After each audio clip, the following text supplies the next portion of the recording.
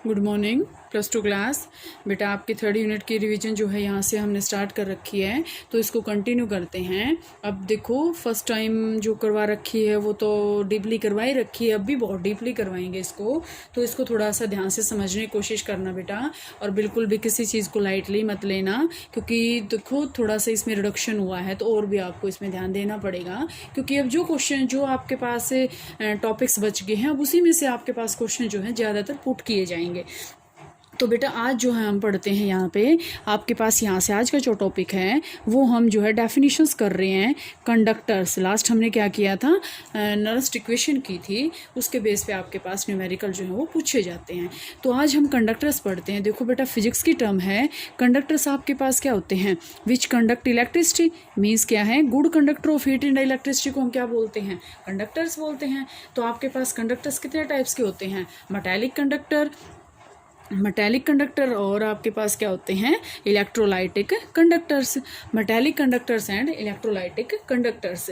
Metallic electrolytic मतलब क्या होता है, या तो वो किससे बने होते हैं, विच conduct electricity without suffering any change in their form, means वो जो है मेटल्स एज इट इज़ रहेंगी, उसके अंदर चेंज जो है वो मतलब उसकी जो कॉन्स्टिट्यूशन है उसके अंदर कोई भी चेंज नहीं होएगा। बट इलेक्ट्रोलाइट के अंदर क्या होएगा, ये आपके पास क्या करेंगे, जो उसके अंदर डिकम्पोज होके, मतलब जैसे आपके पास है इलेक्ट्रोलाइट हमने कोई भी ले लिया, वो आयंस को मतलब इलेक्ट्रिसिटी को कब कंडक्ट करेगा, जब वो आयंस के अंदर टूटेगा, तो वो क्या होता है डिकम्पोज जब हो जाएगा तो वो क्या करेगा, इलेक्ट्रिसिटी को कंडक्ट करेगा। ठीक है, इसके बाद आपके पास क्या आते हैं, इंसुलेटर आते हैं। इंसुलेटर आपके पास क्या होते हैं, या फिर नॉन कंडक्टर्स होते हैं, मीन्स विच इंसुलेटर। जैसे अगर हम यहाँ से पढ़ें तो इंसुलेटर आपके पास क्या होते हैं, डू नॉट कंडक्ट, या फिर हम उसको क्या बोलेंगे कि कुछ एक कंडीशन के अंदर जो है वो इलेक्ट्रिसिटी को कंडक्ट कुछ % कर सकते हैं, लेकिन हम ये नहीं कहेंगे कि वो टोटली उसको कंडक्ट कर देंगे। ठीक है, तो आपके पास ये होते हैं बेटा कंडक्टर्स। ये तो बहुत सिंपल सी बात थी। इसके बाद आपके पास आता है कंडक्टेंस या फिर ओम्स लॉ। ओम्स लॉ आपने जो है फिजिक्स में भी पढ़ा है कि ओम्स लॉ जो है वो क्या होता है। ओम्स लॉ के अकॉर्डिंग देखो आपके पास क्या होता है, ये आपको ओम्स लॉ के अकॉर्डिंग फिजिक्स में है I = E/R, या फिर हम रेजिस्टेंस को निकालते हैं R हम क्या कर देते हैं E/I। हम यहाँ पे फिजिक्स में केमिस्ट्री में इतना डीपली नहीं पढ़ेंगे ओम्स लॉ को, क्योंकि आपका फिजिक्स का टर्म है। ये सिर्फ आपको क्या बता रहा है, कंडक्टेंस बता रहा है। ठीक है, कंडक्टेंस। इसके बाद आपके पास क्या आता है बेटा, रेजिस्टेंस। क्या आता है, रेजिस्टेंस। रेजिस्टेंस में हम क्या पढ़ेंगे, रेजिस्टेंस क्या होता है, रेजिस्टेंस आपके पास जो कंडक्टेंस है उसका क्या होता है, अपोजिट होता है ना। इसी का तो अपोजिट, कंडक्टेंस का अपोजिट क्या होता है, रेजिस्टेंस। ठीक है, इसमें हम इतना डीपली नहीं करेंगे, जो आपके जो इसमें न्यूमेरिकल बेस्ड जो पोर्शन है उसको हम करेंगे। इसके बाद आपके पास आता है बेटा, या तो हम उसको 2 टर्म बोलेंगे, एक तो हम बोलते हैं उसको स्पेसिफिक कंडक्टेंस या फिर स्पेसिफिक रेजिस्टेंस, या फिर हम उसको बोलते हैं रेजिस्टिविटी। अब मैंने जब आपको यूनिट 3 स्टार्टिंग में करवाई तो उस टाइम पे भी आपको बताया था कि रेजिस्टिविटी आपके पास क्या होती है, ये एक स्पेसिफिक आपको जो मेजरमेंट है ना, जो आपको स्पेसिफिक गिवन होंगी। अब सिर्फ उसी कैलकुलेशन के अंडर आपको क्या करना है, ये कैलकुलेट करना है। तो रेजिस्टेंस या फिर रेजिस्टिविटी आपके पास क्या होता है बेटा, कि इसको हम जो है एक तो ओम्स के अंदर जो है इसको कैलकुलेट करेंगे। ठीक है, बुक में आपके में डेफिनेशन है, उसमें से आप यहाँ से तो देखो एक बार समझ लो, उसमें से आप इसको बिल्कुल अच्छे से कर लेना। तो देखो बेटा ये आपके पास क्या होती है, स्पेसिफिक रेजिस्टेंस या फिर resistivity is defined as the conductance, या इसमें रेजिस्टिविटी है किसकी, कंडक्टर की है। रेजिस्टिविटी किसकी है, कंडक्टर्स की है, जिसकी लेंथ जो है वो कितनी होनी चाहिए, लेंथ मतलब मैं अभी आपको फिर से बता रही हूँ, लेंथ आपके पास यहाँ से कितनी आएगी 1 सेंटीमीटर। ठीक है, length 1 centimetre and area of cross section,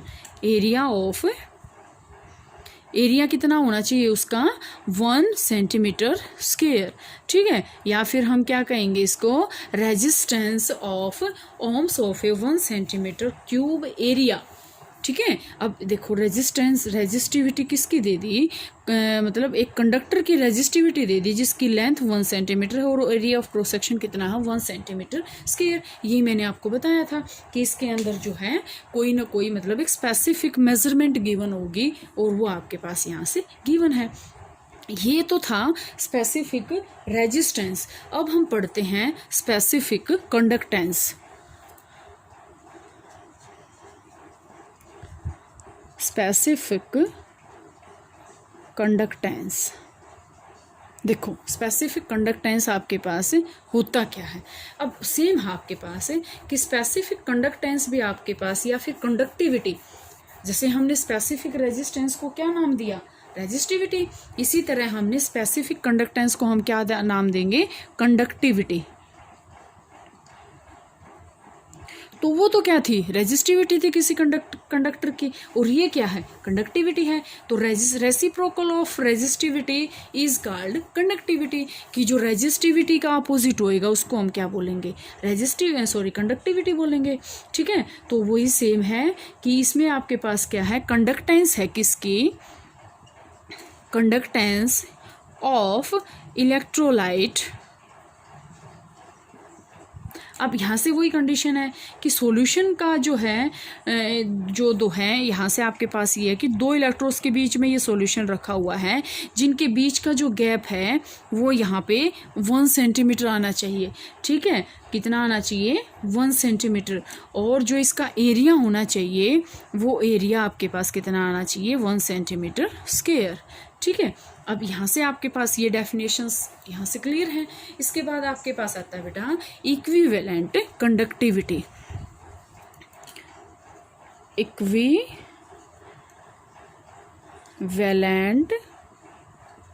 conductivity, equivalent conductivity में देखो आपके पास इक्विवेलेंट कंडक्टिविटी क्या होती है कि कंडक्टिंग पावर है आयंस की, और किसके द्वारा, इलेक्ट्रोलाइट के द्वारा। ये क्या है आपके पास, इसकी डेफिनेशन आएगी कि कंडक्टेंस है, क्योंकि कंडक्टिविटी है तो ये आपके पास क्या है, कंडक्टेंस है। किसकी है, conductance of electrolyte, conductance of electrolyte, ठीक है। When 1 gram equivalent of its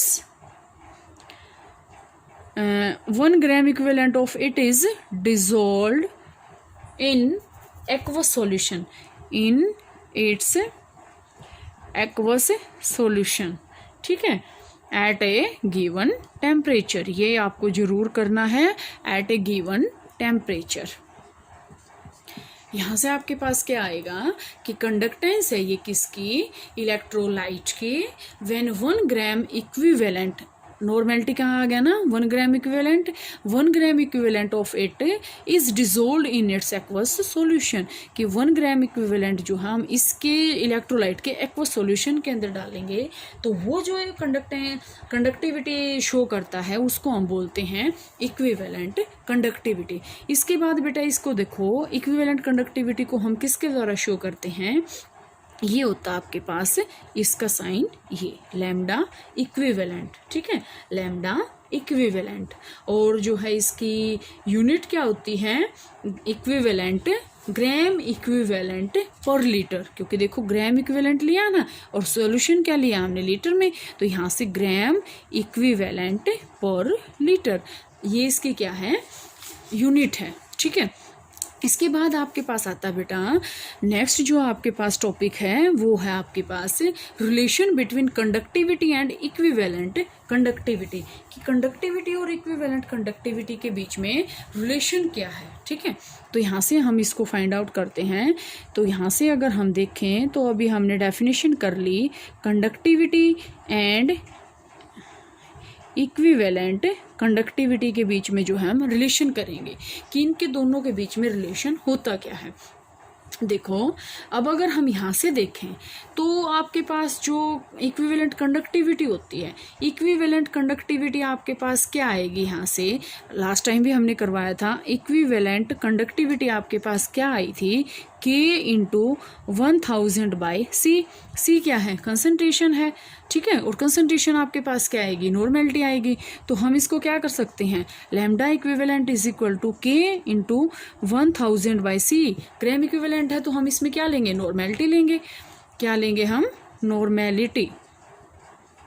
यहाँ से हमने नॉर्मेलिटी ले ली, ठीक है। तो यहाँ से आपके पास ये जो है इक्विवेलेंट कंडक्टिविटी और जो है इसमें आपके पास क्या है, कंडक्टिविटी के बीच में डिफरेंस है। के आपके पास क्या है, कंडक्टिविटी, और के आपके पास क्या होता है, जो इक्विवेलेंट कंडक्टिविटी होती है ना, ध्यान से देखो, equivalent conductivity is equal to 2 into K, ये जो है, ठीक है, 2 इंटू के मीन्स इक्विवेलेंट कंडक्टिविटी को अगर 2 से मल्टीप्लाई कर देंगे तो, सॉरी, कंडक्टिविटी को अगर हम 2 से मल्टीप्लाई कर देते तो आपके पास ये जो रिलेशन है ये आ जाता है। और ये इसका क्या है, यहाँ से हम इसको फाइंड आउट कर सकते हैं, ठीक है। इसके बाद आपके पास जो नेक्स्ट आता है वो आता है मोलर कंडक्टिविटी। Molar conductivity. अब देखो मोलर कंडक्टिविटी आपके पास क्या है, सिंपल सी बात है, इसके अंदर हम क्या लेंगे, जैसे देखो आपको पहले भी करवा रखा है तो एकदम से माइंड में आ जाना चाहिए। इसके अंदर हम क्या लेंगे, मोलैरिटी लेंगे। तो वही बात है कि मोलर कंडक्टिविटी को हम किसके द्वारा शो करते हैं। सबसे पहले मोलर कंडक्टिविटी की हम डेफिनेशन देखें तो कंडक्टिंग पावर है किसकी, आयंस की। जब इलेक्ट्रोलाइट के द्वारा आयंस जब टूटेंगे, जब हम उसके अंदर 1 ग्राम मोल इसके एक्वा सॉल्यूशन के अंदर डालेंगे। अब उसमें देखो हमने जो इसमें इक्विवेलेंट कंडक्टिविटी में की थी, हमने क्या डाला था, 1 ग्राम इक्विवेलेंट, ठीक है। लेकिन इसके अंदर हम क्या डालेंगे, 1 मोल, तभी तो ये क्या आएगा, मोलैरिटी आएगा, ठीक है। 1 mole of its ions dissolved in its aqueous solution. तो यहाँ से आपके पास क्या आएगा, इसको हम करेंगे लैम्डा एम, और इसको आपके पास conductivity into 1000 by M.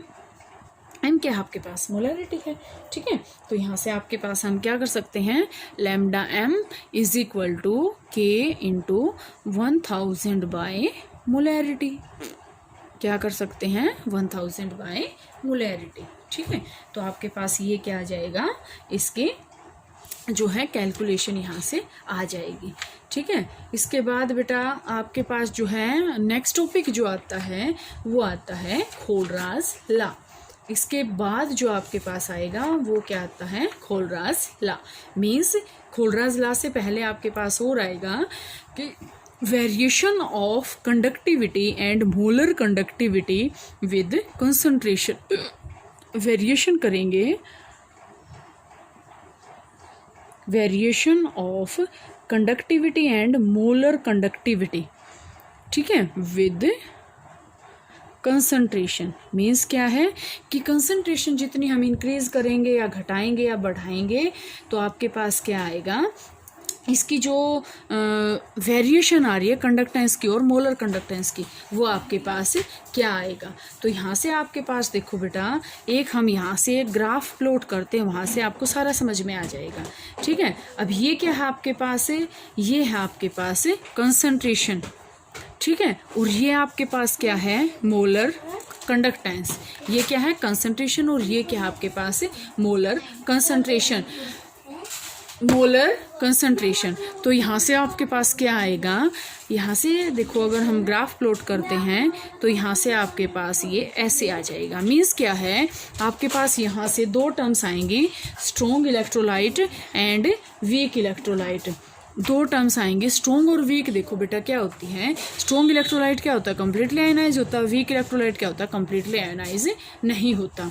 Strong electrolyte और वीक इलेक्ट्रोलाइट के केस में हम इसको अलग अलग करेंगे। तो यहाँ से देखो अगर हम देखते हैं यहाँ पे आपके पास एसिटिक एसिड है, ये आपके पास क्या है, बहुत ही वीक एसिड है। और अगर हम यहाँ से आपके पास क्या लेंगे, KCl ले लिया हमने, KCl क्या है, बहुत स्ट्रॉन्ग एसिड है।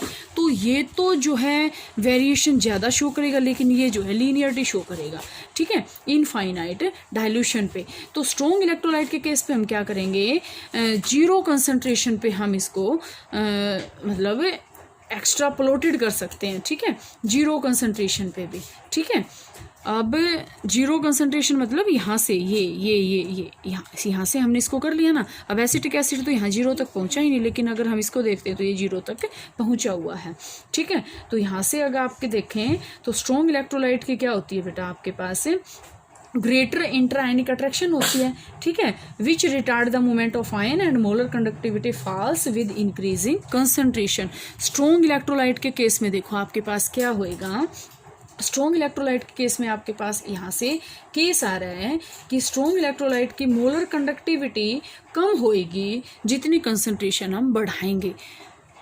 देखो यहाँ से कम हो रही है ये, ठीक है, जितनी कंसंट्रेशन बढ़ रही है वो उसकी मोलर कंसंट्रेशन कम हो रही है, ठीक है।